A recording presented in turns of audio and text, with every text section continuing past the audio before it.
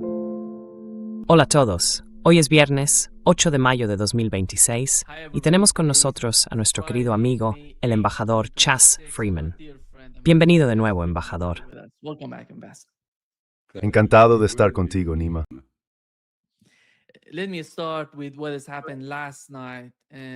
Permíteme empezar por lo que ocurrió anoche. Hemos visto que las dos partes, Estados Unidos e Irán, se están atacando mutuamente. Este es el comunicado oficial del Ministerio de Asuntos Exteriores iraní. Dice lo siguiente: condenamos enérgicamente la acción agresiva del ejército estadounidense contra dos petroleros pertenecientes a la República Islámica de Irán, cerca de Bandar Yazd y del Estrecho de Hormuz, así como los ataques a varios puntos de las zonas costeras que dominan el Estrecho de Hormuz, ocurridos a última hora del jueves por la noche. Estos ataques recibieron una respuesta contundente y una dura réplica por parte de las Fuerzas Armadas de la República Islámica de Irán, y el agresor no logró alcanzar sus objetivos ilegítimos.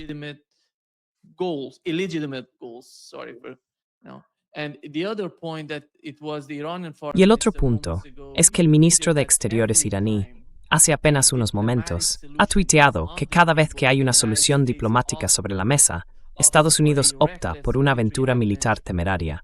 ¿Es una táctica de presión burda o el resultado de que, una vez más, alguien sabotee el proceso y engañe a los responsables políticos para meterlos en otro atolladero? Sea cual sea la causa, el resultado es el mismo. Los iraníes nunca ceden ante la presión. Viendo lo que ha pasado, embajador, es increíble lo que está ocurriendo. Se supone que tenemos un alto el fuego, pero no hay alto el fuego. Se están atacando entre ellos. Tuvimos el Proyecto Libertad antes de que empezara toda esta locura. ¿Cuál es su interpretación de lo que está pasando?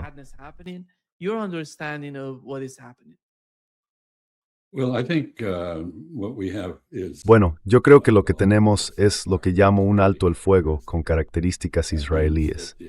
Eso significa que el agresor reduce el fuego, pero sigue disparando, mientras que se supone que la víctima debe dejar de hacerlo. Y eso es exactamente lo que tenemos aquí. He notado que el comunicado del CENTCOM, al responder a la descripción del incidente que hizo el Ministerio de Asuntos Exteriores, decía que el ataque iraní fue no provocado. Pero en realidad estuvo precedido por ataques estadounidenses contra dos petroleros iraníes. Así que esta palabra no provocado se usa de forma absurda hoy en día en muchos contextos, no solo en el de la guerra de Ucrania. Básicamente significa, nosotros tenemos razón, tú estás equivocado, y hagas lo que hagas, tenemos derecho a actuar como queramos.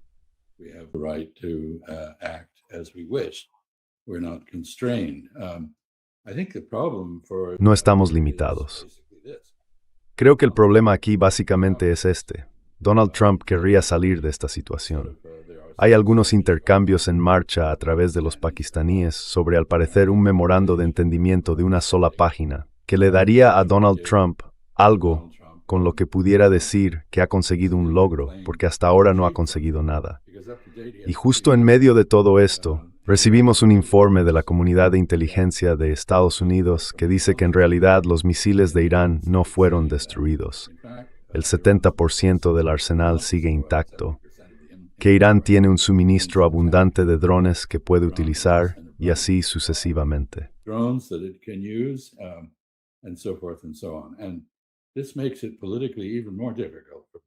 Y esto hace que sea políticamente aún más difícil para Donald Trump dar marcha atrás, porque demuestra que sus afirmaciones de haber conseguido algo son falsas. Así que es una dinámica muy interesante. En medio de todo esto me vino a la mente, por la postura negociadora de Irán, un artículo que escribió el presidente Mao Zedong de China durante la guerra civil con el Kuomintang. Se titula Sobre las negociaciones de Chongqing. En él, Mao señala que no hablar también es una forma de comunicación y de negociación. Es una idea obvia, pero Irán la ha utilizado con bastante eficacia. En el fondo, es Estados Unidos quien está pidiendo negociar, no Irán. Y Donald Trump intenta disimularlo diciendo algo así como, bueno, me da igual que vengan a la mesa o no, pero claramente sí le importa.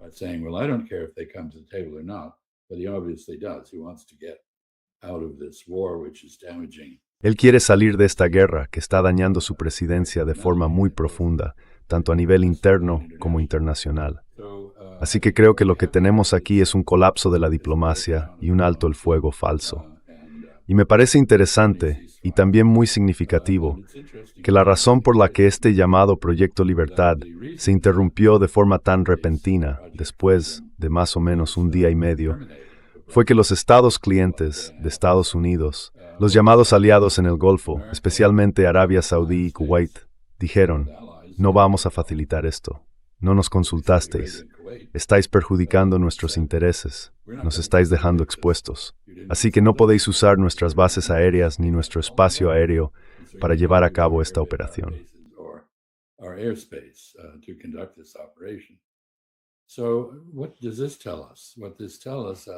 Entonces, ¿qué nos dice esto? Pues nos dice que algo está pasando en cuanto al reconocimiento por parte de los países árabes del Golfo, aparte de Emiratos Árabes Unidos, que es un caso aparte por su postura, y por eso Irán lo ataca constantemente. Los demás, claramente, están en comunicación con Irán e intentan establecer algún tipo de relación de posguerra con Irán, una que no incluya presencia militar estadounidense en su territorio. Y de repente aparece el llamado Proyecto Libertad, y eso estropea todo lo que estaba ocurriendo discretamente entre Arabia Saudí, Kuwait e Irán, y probablemente también con Qatar.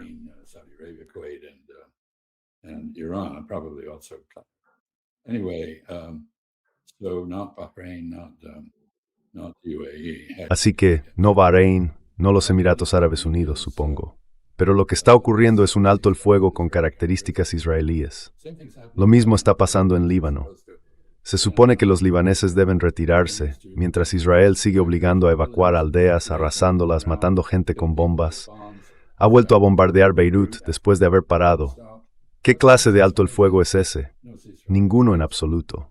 Es lo que es. Pero las implicaciones del cierre del estrecho de Hormuz, o más exactamente de la afirmación del control iraní sobre el estrecho de Hormuz, son realmente enormes, y creo que deberíamos hablar de eso.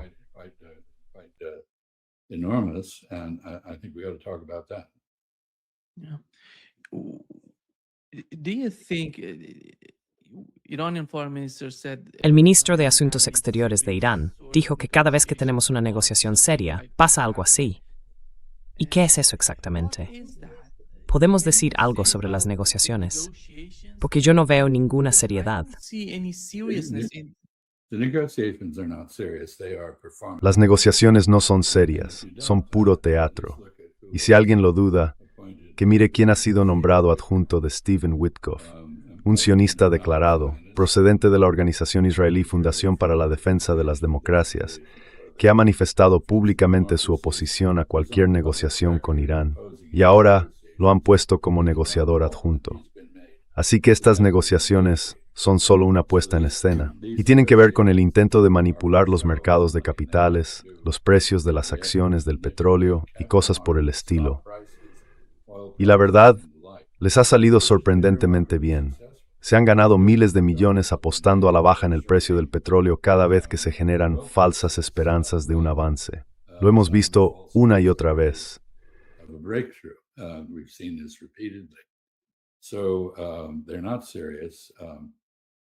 Así que no van en serio. Y el problema para Donald Trump, y la razón de la contradicción que ha señalado entre abrir un diálogo y bombardear Irán, es sencilla. Él sigue creyendo que la clave del éxito es ejercer la máxima presión sobre Irán. Sigue convencido de que la mejor forma de lograr un acuerdo es mediante la coerción.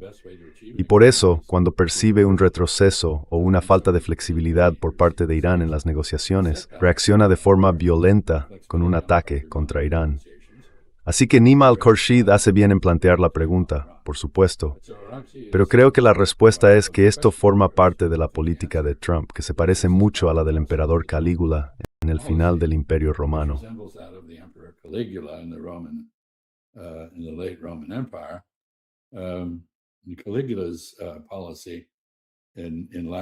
La política de Calígula en latín era oderindum metuant, que significa que nos odien mientras nos teman.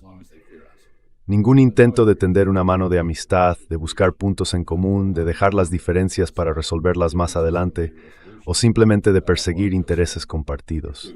No, todo es presión, presión y más presión. Esto no funciona. Y creo que la comunidad de inteligencia, una vez más, y hay que reconocerlo, lo ha dicho claramente. Eso es precisamente lo que debe hacer la comunidad de inteligencia: corregir las percepciones erróneas de los líderes, ofrecerles información y análisis precisos. Y lo han hecho, pero se les ha ignorado.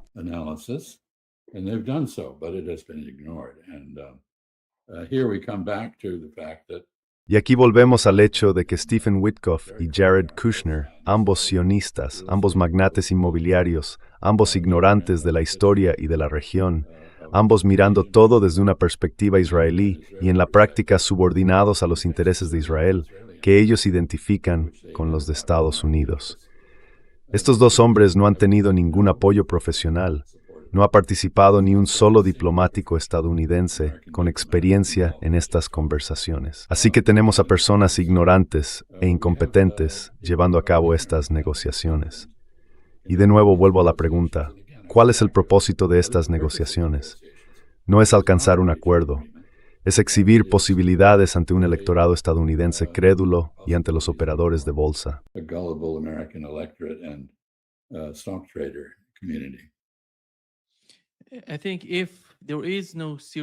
Creo que, si no hay negociaciones serias en marcha, entonces ¿cuál sería la alternativa? Como vimos con el bloqueo a Irán, que provocó el problema de anoche, las dos partes se están atacando entre sí. Y no se trata solo de Irán. Ya lo vimos antes con Venezuela y con Rusia. Yo diría que de algún modo está intentando controlar a Irán, los petroleros y todo lo que está ocurriendo. Todo esto tiene que ver con el derecho internacional. Entonces, ¿qué está pasando teniendo eso en cuenta? ¿Y cómo está cambiando Estados Unidos las políticas que tenía antes?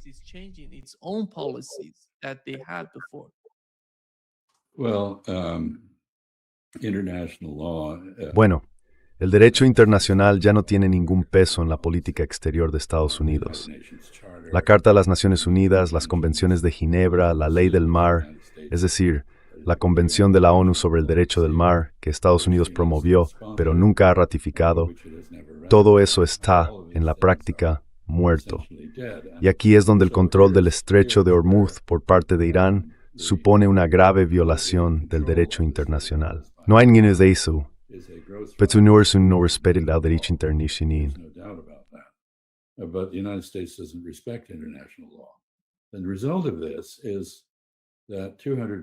Y el resultado de todo esto es que 263 años de dominio angloamericano de los mares y del orden basado en reglas impuesto por esa hegemonía han llegado a su fin.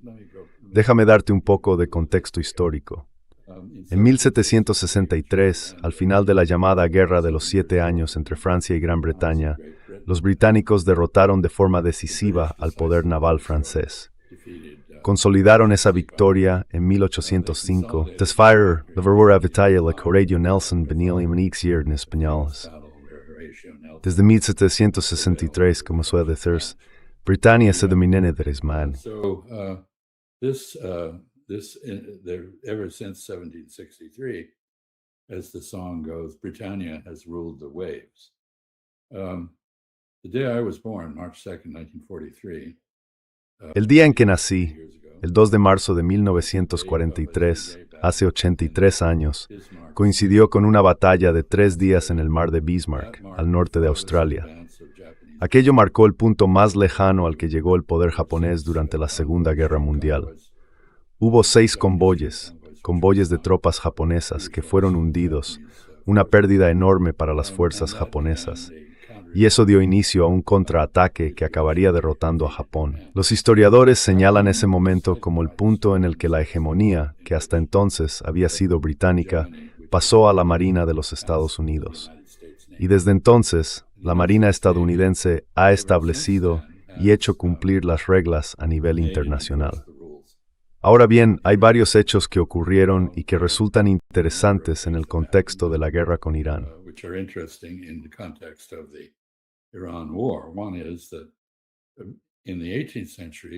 Una es que en el siglo XVIII, cuando empezaron a formularse las leyes de la guerra, sobre todo pensadores holandeses como Grocio y otros, comenzaron a codificar el derecho internacional.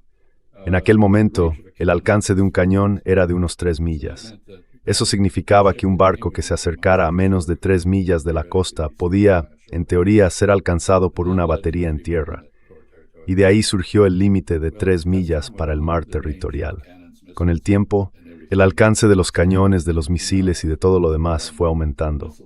Hoy tenemos misiles con guiado terminal capaces de alcanzar barcos a una distancia de unos 2.000 kilómetros o 1.500 millas, una distancia considerable.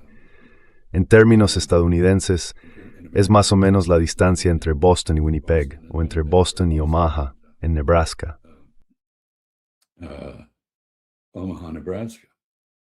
So this is a long, long distance. Verás, estamos hablando de una distancia muy, muy grande. Así que el límite de 3 millas acabó siendo totalmente irrelevante.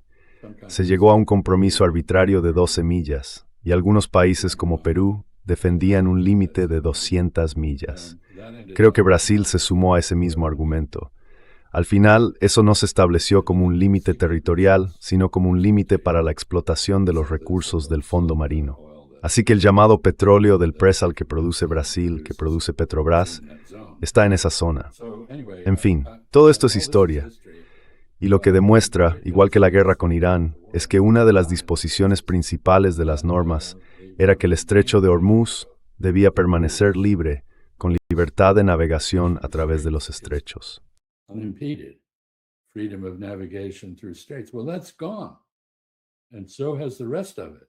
Bueno, eso ya se acabó. Y lo mismo con todo lo demás. Básicamente estamos en una nueva era de anarquía. No hay reglas. Vemos que los buques de guerra estadounidenses se mantienen a una distancia de unos 300 kilómetros, porque ese es el alcance de los misiles de crucero y los drones iraníes, unos 200 millas. Los portaaviones están aún más lejos, a unos 1.000 kilómetros, 600 millas. Y cuando los buques de guerra se acercan a Irán para hacer lo que hicieron los estadounidenses el jueves, es decir, atacar petroleros iraníes y después instalaciones en la costa iraní, reciben fuego. En este caso, al parecer, lograron desviar o interceptar los drones y los misiles de crucero que les dispararon. Pero eso es algo muy arriesgado.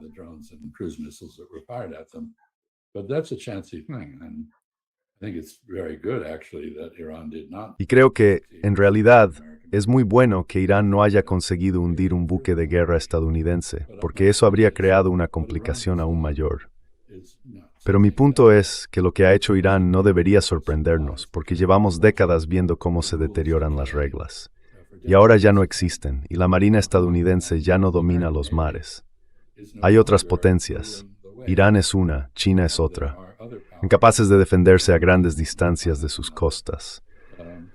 Así que las reglas ya no se aplican, lo que significa que cuando esta guerra termine, porque en algún momento tendrá que terminar, quizá no termine de verdad, quizá nunca termine, quizá simplemente volvamos al punto en el que estábamos antes de que empezara. Maybe we'll just go back to where we were before it started. That is the current phase started. That is. Es decir, ha comenzado la fase actual. Habrá un conflicto de baja intensidad entre Israel e Irán. La única diferencia es que Estados Unidos no formará parte de eso, porque ya no tendremos bases en el Golfo Pérsico, y porque el pueblo estadounidense está harto de entrar en guerras en nombre de Israel. Así que Israel e Irán estarán solos. Y quizá los israelíes sigan haciendo lo que han hecho hasta ahora, asesinatos puntuales de funcionarios o científicos iraníes, intentos de bombardear movimientos de resistencia vinculados a Irán en la región, y cosas por el estilo. O quizá no. Tal vez Israel acabe entrando en razón y se dé cuenta de que, si quiere estar seguro en Oriente Medio, tiene que hacer las paces y ganarse amigos.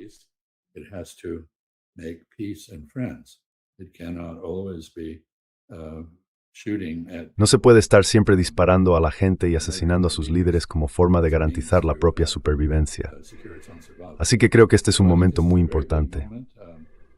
Y Donald Trump tiene un problema. Quiere salir, pero necesita demostrar que ha conseguido algo.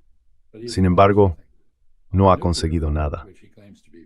En el ámbito nuclear, del que dice estar especialmente preocupado ahora, aunque a lo largo de los años se ha preocupado por distintos temas, en ese asunto, básicamente ha empujado a Irán hacia el desarrollo de un arma nuclear. Y cuando Irán habla de una pausa, quizá de 5 años, en el enriquecimiento nuclear, no olvidemos que ya tiene suficiente hexafluoruro de uranio para producir 10 u 11 bombas. No necesita más de 10 u 11 bombas. It doesn't need more than 10, 11 bombs. So a pause in enrichment doesn't. Así que una pausa en el enriquecimiento no resuelve en absoluto el problema del programa de armas nucleares.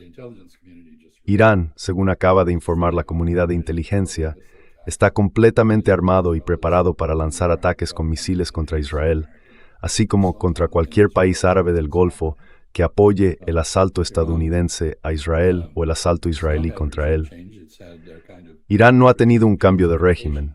Lo que ha tenido es una especie de endurecimiento, una calcificación del régimen.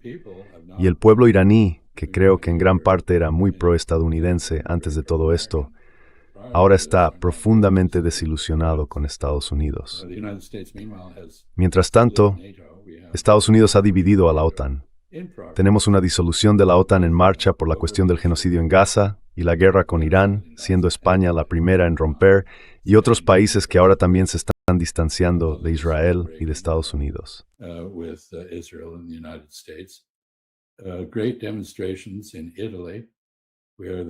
Grandes manifestaciones en Italia, donde el ambiente se parece mucho al de España. Pero el gobierno italiano, igual que el alemán, ignora la opinión popular. Solo un 17% de los alemanes tiene ahora una opinión favorable de Israel. Pero eso, el establishment lo ignora. Y eso solo puede durar un tiempo. El apoyo exterior a Israel se está desmoronando. Las alianzas de Estados Unidos se están desintegrando. ¿Y para qué? Para nada. Antes de que empezara esta guerra, el estrecho de Hormuz estaba abierto a todos. Había libre navegación. Ahora no. Y no hay forma de cambiar ese hecho sin el acuerdo de Irán. Irán no va a aceptar aplicar unas normas del derecho del mar que ya no tienen validez y que parecen permitir a Estados Unidos atacar a Irán cuando le apetezca, incluso durante un supuesto alto el fuego. Así que aquí es donde estamos.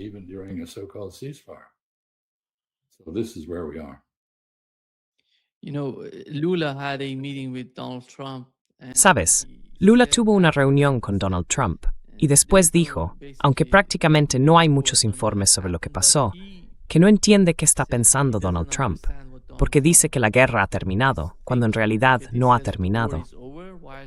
Según la forma en que Lula lo describía, parecía que Donald Trump vive en un universo alternativo, que no vive en la realidad ni en lo que está ocurriendo. Porque según Lula, los brasileños no sentimos que nada haya terminado.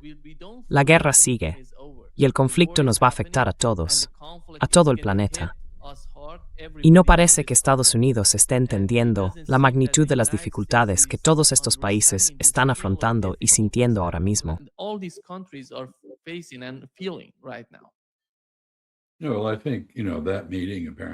Bueno, creo que ya sabes, esa reunión, por lo visto, tuvo lugar a puerta cerrada.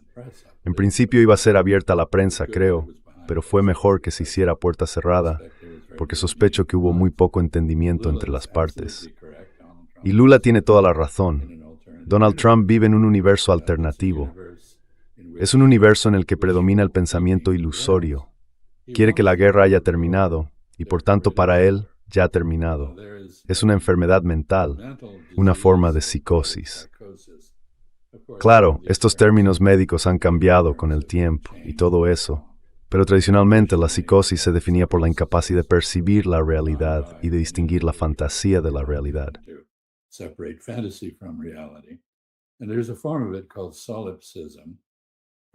Hay una forma de eso que se llama solipsismo, de solo, ya sabes, que significa solo o en soledad. El solipsismo es una teoría filosófica que dice que el mundo existe solo en tu mente y que si cambias tu forma de pensar, puedes cambiar la realidad. Pero por desgracia, la realidad no cambia solo porque la percibas mal. Sigue ahí. Ya cité antes, creo, una observación de Philip K. Dick, un escritor de ciencia ficción de los años 50, muy brillante, que dijo que la realidad es aquello cuando dejas de creer en ello, no desaparece. Sigue existiendo. Así que en realidad, ese alto el fuego con características israelíes, que es un alto el fuego unilateral, no significa nada. The United States initiated a blockade. Y Estados Unidos inició un bloqueo, un contrabloqueo, bajo el llamado alto el fuego. Pero un bloqueo es un acto de guerra, así que aquí no hay ninguna coherencia. Y bueno, esto es muy parecido a Alicia en el País de las Maravillas. Si recuerdas Alicia en el País de las Maravillas, Humpty Dumpty decía que las palabras significaban lo que él quería que significaran, cuando él quería que significaran algo. Pues bien, las palabras de Donald Trump no significan nada. En realidad, para él significan muchísimo. Y el mundo se ve sacudido por sus constantes vaivenes. Creo que es cierto que a Donald Trump simplemente no le importa lo que le ocurra al resto del mundo, ni siquiera a los propios estadounidenses, como consecuencia de su insensata alianza con Israel en esta guerra.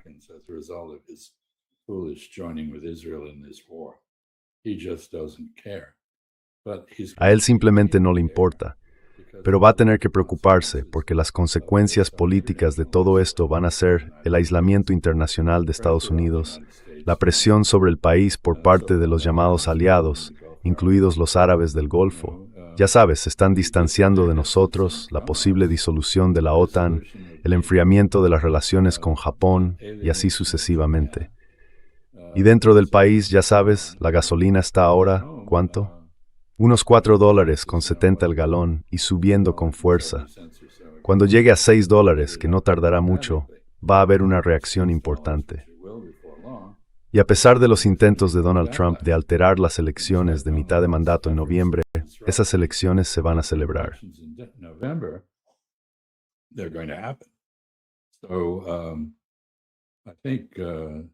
Creo que en este momento a Donald Trump puede que no le importe demasiado lo que sus decisiones estén provocando, ni a nivel internacional ni dentro del país. Pero va a tener que preocuparse, porque la presión está aumentando. Esta guerra no va a terminar pronto. Una de las evaluaciones de la comunidad de inteligencia que en mi opinión se quedó corta es que Irán tiene todavía 3 o 4 meses antes de empezar a tener problemas de presión en los yacimientos de petróleo. Yo creo que eso es una estimación demasiado baja. ¿Puede Estados Unidos mantener un bloqueo durante ese tiempo con el desgaste de los barcos y del personal a bordo? No lo sé.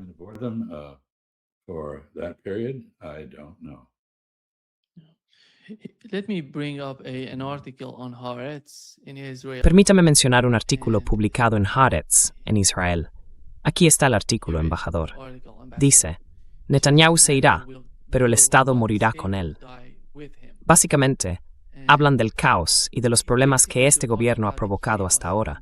No están ganando nada en el campo de batalla, y el caos que surge de estas guerras interminables amenaza con acompañar a Israel durante décadas. El Estado está en una especie de agitación. La economía no funciona y dependen por completo de Estados Unidos. Y la administración Trump no parece tener una estrategia sólida. Todo gira alrededor de nuestra. And it's all about making money.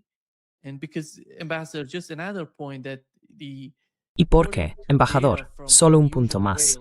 Según los datos de Unusual Whales, una plataforma de vigilancia de operaciones que controla actividades inusuales en los mercados, se ve que unos operadores desconocidos colocaron algo más de $900 millones, sí, en posiciones cortas sobre el petróleo el 6 de mayo, apenas unos minutos antes de que Axios publicara un informe diciendo que Washington y Teherán estaban cerca de un memorando de entendimiento para poner fin a su guerra de 2 meses. Ya sabe, esta es la manipulación que está ocurriendo. Un lado gana dinero y al otro parece que a nadie le importa la diplomacia, ni poner fin a la guerra. ¿Y cómo ve usted la forma en que, empezando por este artículo en Haaretz, cómo ve todo eso?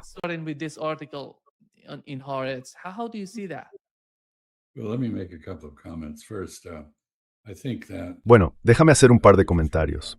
Primero, creo que la manipulación de los contratos de futuros ocurrió a las 3:40 de la madrugada, lo cual es bastante curioso. Ya sabes, a esa hora la mayoría de la gente está dormida. Evidentemente, alguien sabía más y lo hizo.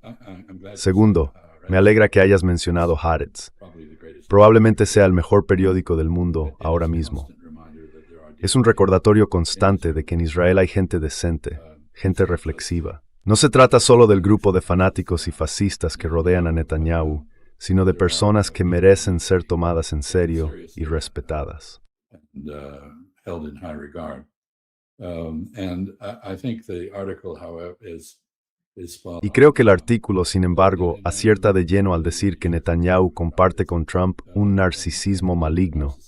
En realidad, no le importa su país, aunque diga que sí, le importa él mismo. Y sigue en el poder porque ha sabido mantenerse ahí iniciando guerras o prolongándolas. Pero no tiene un verdadero, bueno, ya sabes, un verdadero propósito más allá de eso. Tiene un conjunto de objetivos, de los que ya hablamos antes. Quiere pasar a la historia como el hombre que hizo posible el gran Israel. Pero como señala la autora de ese artículo, Caroline Landsman, creo que pasará a la historia como el hombre que destruyó el Estado de Israel. As the man who destroyed the state of Israel. A lot of people in Israel. Y bueno, mucha gente en Israel no tiene confianza en el futuro del país. No solo por Netanyahu, sino porque, ya sabes, lleva ahí, ¿cuánto? 78 años. Y en todo ese tiempo no ha hecho ni un solo amigo en la región. Ahora mismo tiene una alianza cínica con los Emiratos Árabes Unidos, pero es muy poco probable que dure. Mantiene una paz fría con Egipto, una paz hostil, un fenómeno bastante extraño. Jordania vive atemorizada ante Israel. No siente ningún efecto por él. Y los mismos países de Israel han sido dañados y violados y viven unas guerras cometidas por Israel. Siria arrasada. Syria has been trashed. Lebanon is being trashed. Gaza Líbano está siendo devastado. is the worst Gaza es el escenario del peor crimen contra la humanidad de la historia, no solo de este siglo. Porque ya sabes, esa tragedia, ese genocidio se está retransmitiendo en directo. that tragedy that Y la gente que dice representar la decencia no hace nada. Lo miran. El holocausto fue invisible para la mayoría. Esto en cambio se ve y existe el derecho internacional, una convención sobre el genocidio que exige a los países firmantes actuar para castigar o prevenir un genocidio. signatories. Y no ha pasado nada. Así que esto es realmente repugnante y un triste reflejo de la época en la que estamos entrando. Una época en la que no hay ley, no hay protección legal y todos deben armarse ante la posibilidad del uso de la fuerza. Against the possibility of the use of force. Even your own country, Brazil, is having to increase its. Incluso tu propio país, Brasil, está teniendo que aumentar su gasto en defensa para garantizar su propia seguridad. Así que estamos entrando en una época oscura, se puede ver. Y lo es también en otros aspectos, porque está marcada por la oposición a la ciencia. Igual que ocurrió en la Edad Media en Europa, cuando la Iglesia se oponía a la ciencia griega y romana, y perdimos tecnología, capacidad de ingeniería, el conocimiento de las matemáticas. Solo se recuperó gracias a la Bait al-Hikma, primero en Damasco, luego en Bagdad, y más tarde volvió a Europa, donde dio lugar al Renacimiento. Pero ya sabes, estamos entrando en una época parecida, en la que se desprecia la ciencia y se prefiere la superstición. Y además se deja de lado la ética, que es el núcleo de la creencia religiosa. The core of religious belief, which is ethics, is dismissed. We have a Pete Hegseth praying. Mira, tenemos a Pete Hegseth rezando por el asesinato sin piedad de cualquiera que se oponga a Estados Unidos. We have the president of the United Tenemos al presidente de Estados Unidos discutiendo con el Papa sobre la moral. States about morality. El vicepresidente del país está en una posición incómoda. El secretario de Estado, que es católico, va a Roma para intentar arreglar las cosas con el primer papa estadounidense y con Giorgia Meloni, la primera ministra de Italia, que, aunque en muchas cuestiones se alinea con Estados Unidos e Israel, es muy consciente del sentir del pueblo italiano, que ahora mismo es muy antiestadounidense y muy anti-israelí. Así que no es un buen momento. So this is not a good moment. What's to be done about it? People. ¿Qué se puede hacer al respecto? of leadership, Bueno, regime change. hay gente que habla de cambios de liderazgo, de un cambio de régimen si se quiere en Estados Unidos, como la única solución para esto. But part of the madness Pero parte de la locura que nos ha atrapado es la lealtad de un culto. a cult. El Partido Republicano se ha convertido en la práctica en un culto, no en un cuerpo que piense y debata seriamente sobre cuestiones de política, ni que formule políticas que sirvan a los intereses de Estados Unidos. Todo gira en torno a servir los intereses de un tal Donald Trump. Así que bueno, aquí estamos. Menos mal que Lula Lula parece ser un hombre más o menos honesto, y menos mal que se quedó en una sala cerrada con Donald Trump y no al aire libre.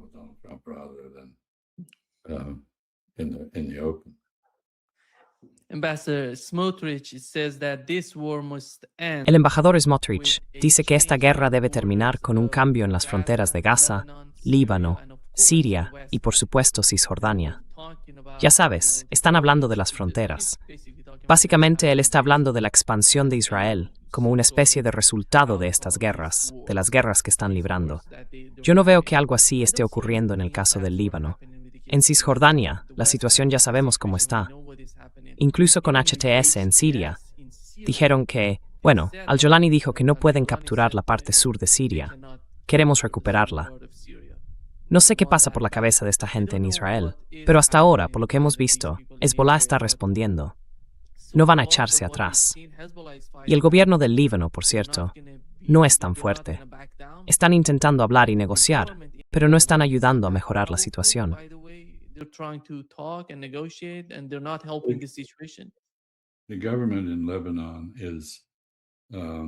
El gobierno del Líbano carece de legitimidad, porque no representa a toda la sociedad libanesa. Se basa en la división confesional impuesta por los franceses, ya sabes, con un presidente cristiano maronita, un primer ministro suní y un presidente del parlamento chií. Pero hoy, la mayoría en el Líbano no es ni cristiana ni suní, es chií. Y la mayoría de los chiíes apoya firmemente a Hezbollah, que por tanto es una representación auténtica del nacionalismo libanés. Creo que en el fondo, el punto que planteas en el artículo que citabas del periódico es que el problema de base es que Israel todavía no ha tenido su propio Stalingrado. Israel has yet to meet its Stalingrad. Stalingrad is where the Nazi Empire died. Stalingrado fue donde murió el imperio nazi. El intento de expandir las fronteras de Alemania, igual que el intento de Israel de expandir las suyas por lo que los alemanes llamaban Lebensraum, espacio vital, va a fracasar. Se va a topar con una resistencia inamovible. Quizá eso es lo que está encontrando ahora en el Líbano. Pero Israel está consiguiendo unir a toda la región, y no solo a la región, sino al mundo entero, en su contra. Si Israel desapareciera ahora, ya sabes, nadie lloraría en el extranjero, salvo los sionistas, o los sionistas de salón que viven fuera pero defienden los abusos de Israel. Y en la región, mira, hace 50 años, si Israel hubiera desaparecido, yo habría llorado. Ahora no lo haría. I would not know. I think, Israel, by its behavior, Creo que ya sabes, Israel, por su propio comportamiento, se está deslegitimando de una forma tan profunda que cuando Netanyahu se vaya, como dijo Lanzmann, es probable que también desaparezca el Estado. Así que esto es una tragedia para todos, para el pueblo judío, que fundó Israel con ayuda de Occidente, a costa de árabes, musulmanes y cristianos, con la idea de crear un refugio seguro. Pero ahora mismo no hay ningún lugar en el mundo menos seguro para los judíos que Israel. Y esa falta de seguridad, casi con toda certeza, se va a internacionalizar. Así que no sé qué decir. Quiero decir, la tragedia, como en la tradición griega, nace de la hibris, del orgullo desmedido y de la incapacidad de ver las consecuencias de ese orgullo, de esa hibris. Y en la tragedia griega hay un coro al fondo que intenta advertir al protagonista: vas directo a tu perdición. You are going to your doom. Something really bad is going to result from your behavior. Algo realmente malo va a ser consecuencia de vuestro comportamiento y de vuestra ceguera. Pero claro, el protagonista nunca escucha el coro, solo lo oye el público. Y aquí tenemos una situación parecida. Ha habido personas, yo incluido, que hemos intentado salvar a Israel de sí mismo, y hemos fracasado. El momento en que Israel se enfrente a su propia ruina se está acercando.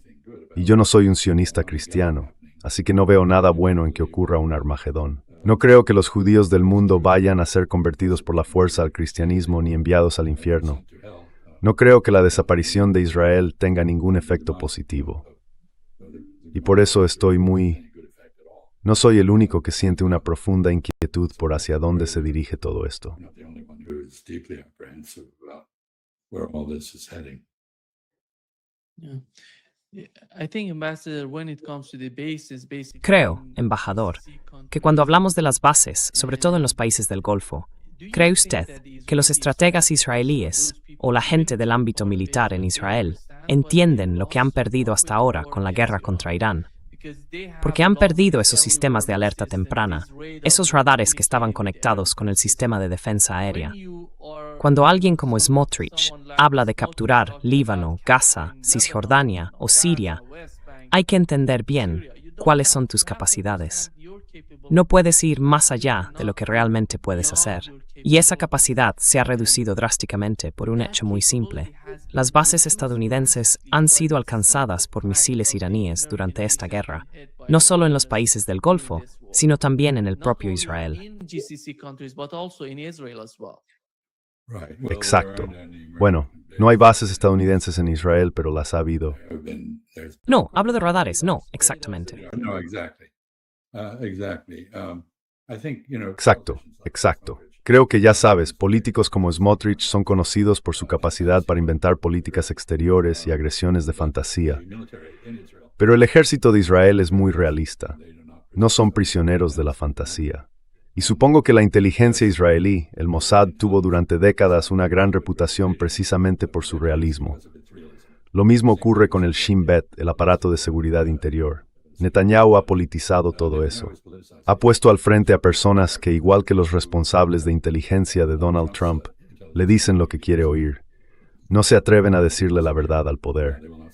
Y esa es parte de la razón por la que Israel está perdiendo su ventaja intelectual y su supervivencia está cada vez más en juego.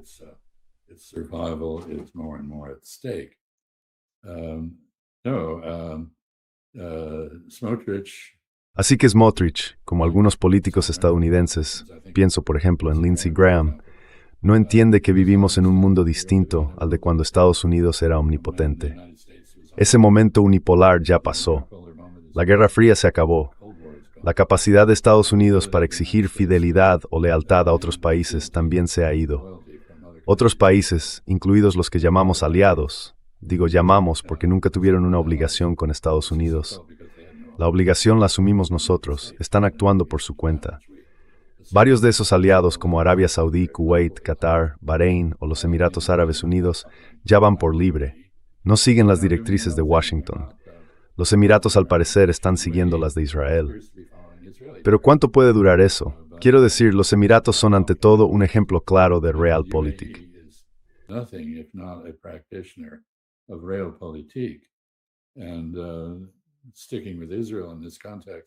Y seguir apoyando a Israel en este contexto no es una fórmula para nada que no sea más problemas. Así que no sé cuánto tiempo puede continuar esto.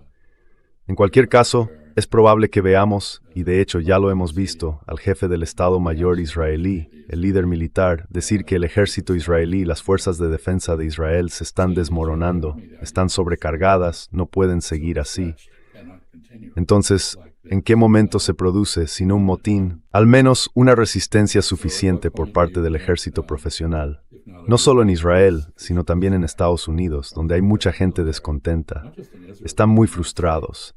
En el ejército hay una moral muy baja, no apoyan a este liderazgo. ¿En qué momento empieza eso a afectar al liderazgo y a cambiar las políticas? No lo sé, pero está bastante claro que nos estamos acercando a un punto de inflexión.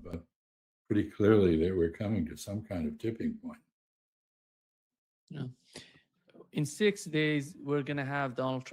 6 días, Donald Trump va a viajar a China. Y ya hemos visto al ministro de Exteriores iraní ir a China y reunirse con su homólogo. ¿Cómo ves las cartas que tiene Donald Trump en este momento? Porque a él le encanta este tipo de juego de cartas. ¿Cuáles son esas cartas que tiene antes de ir a China? O digamos, ¿qué base tiene para poder trabajar con China?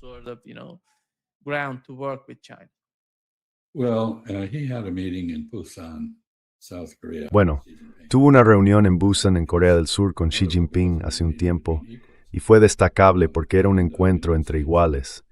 Y Estados Unidos no está acostumbrado a eso desde la Guerra Fría, cuando Moscú era un igual en muchos sentidos. Así que creo que aquí hay varias dimensiones. Donald Trump se alimenta del boato y la ceremonia. Los chinos pueden ofrecerle una gran bienvenida que halaga su ego, Él respeta el poder y el prestigio, que es la sombra que el poder proyecta en el mundo. Y Xi Jinping es poderoso y tiene un gran prestigio. Así que lo que estamos viendo ahora es un viaje del presidente estadounidense a Pekín, no realmente como alguien en posición de imponer condiciones, sino como un solicitante, alguien que busca. Has mencionado varias veces que la política exterior estadounidense parece centrarse en gran medida en hacer dinero.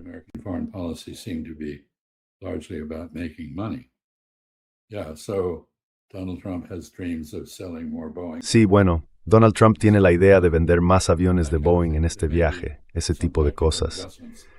Puede que haya algunos ajustes tácticos en la política comercial.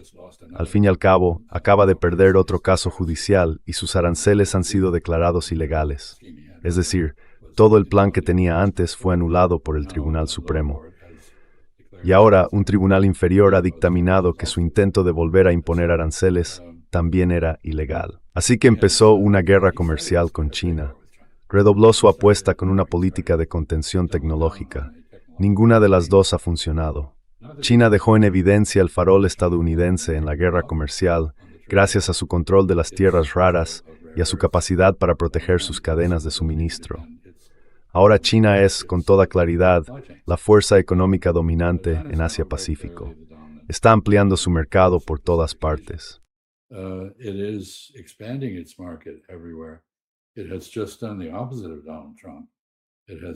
Ha hecho justo lo contrario de Donald Trump. Ha eliminado los aranceles para todos los países de África. Ahora hay comercio libre de aranceles, con la excepción de un país, Eswatini, que sigue reconociendo a Taipei como el gobierno de China. Así que no parece que esto vaya a dar grandes resultados. Servirá para un buen espectáculo televisivo. Permitirá a Donald Trump pavonearse y disfrutar de la atención que está recibiendo. Pero no veo que vaya a producirse ningún avance importante. De hecho, diría que la relación entre Estados Unidos y China en este momento está dominada por una preocupación común: mantener una estabilidad mínima. Ninguna de las dos partes aspira a un gran avance. China está satisfecha con seguir haciendo lo que hace, que es desarrollar su superioridad tecnológica.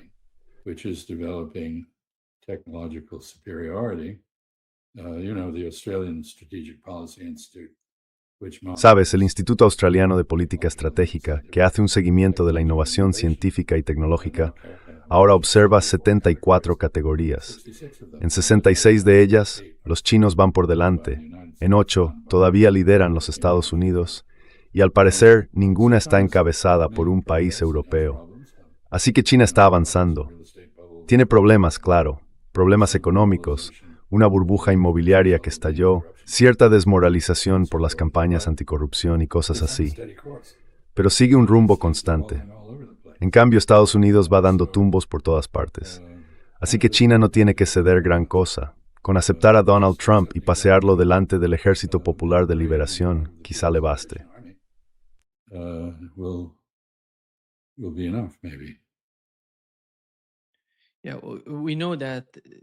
Sí, sabemos que el gobierno chino les dijo a las refinerías, a esas partes de su economía que trabajan con iraníes y rusos, que no les importan las sanciones estadounidenses, que van a apoyarlos si las sanciones les afectan.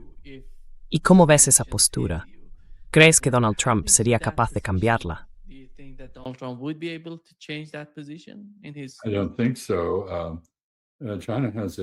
No lo creo. China tiene un gran interés en la restauración del orden mundial que Estados Unidos promovió y que ahora ha desmantelado. Y eso incluye un orden internacional basado en el consenso y en normas derivadas de ese consenso, no impuestas por un solo país o por un bloque de países. En el caso del suministro de petróleo y gas de Irán, creo que estamos viendo varios desarrollos interesantes. Como decías, los chinos han afirmado que no respetarán las sanciones estadounidenses contra el petróleo y el gas iraní. Acaban de subir los precios del combustible en China, con efecto a partir de mañana, si no me equivoco. Así que están adoptando una medida sensata de conservación. Por supuesto, son los que mejor preparados están en el mundo en cuanto a fuentes de energía renovable alternativas: solar, eólica, nuclear y otras. Solar, wind, nuclear, and so on.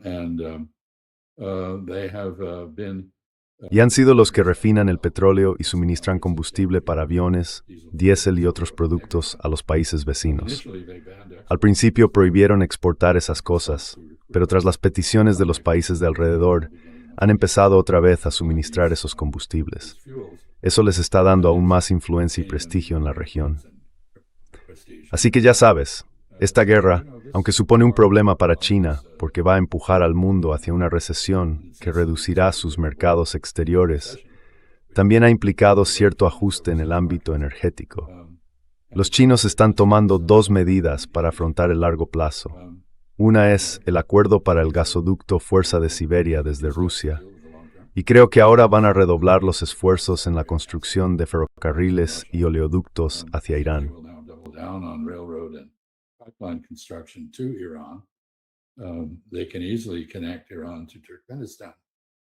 Pueden conectar fácilmente Irán con Turkmenistán, con el que ya tienen un gasoducto, y creo que eso lo veremos. Además, por supuesto, van a redoblar la inversión en energías renovables. De hecho, eliminaron prácticamente todas las subvenciones en ese ámbito, lo que ha hecho subir un poco los precios.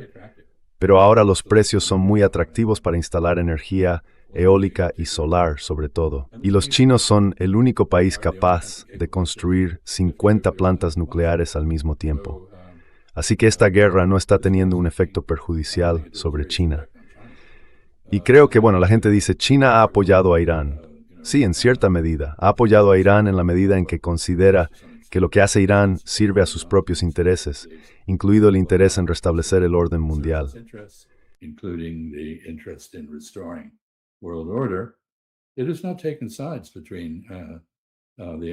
No ha tomado partido entre los árabes y los iraníes, los persas. Se mantiene neutral. Responde tanto a los saudíes como a los iraníes. Arabia Saudí ahora no tiene otra opción que hacer las paces con Irán. Y esa es la importancia de suspender el uso de las bases en su territorio y los derechos de sobrevuelo para Estados Unidos. Lo mismo ocurre con Kuwait. Es decir, esto es una señal, es un indicio de lo que viene, y es algo que los chinos acogen con satisfacción. Ellos nunca han creído en asegurar el suministro de energía en el Golfo Pérsico por medios militares. Han intentado hacerlo mediante la diplomacia, y ahora la diplomacia parece que por fin podría tener una oportunidad de crear algún tipo de estructura de seguridad en el Golfo Pérsico que sirva tanto a los países de la región como a sus clientes en el extranjero.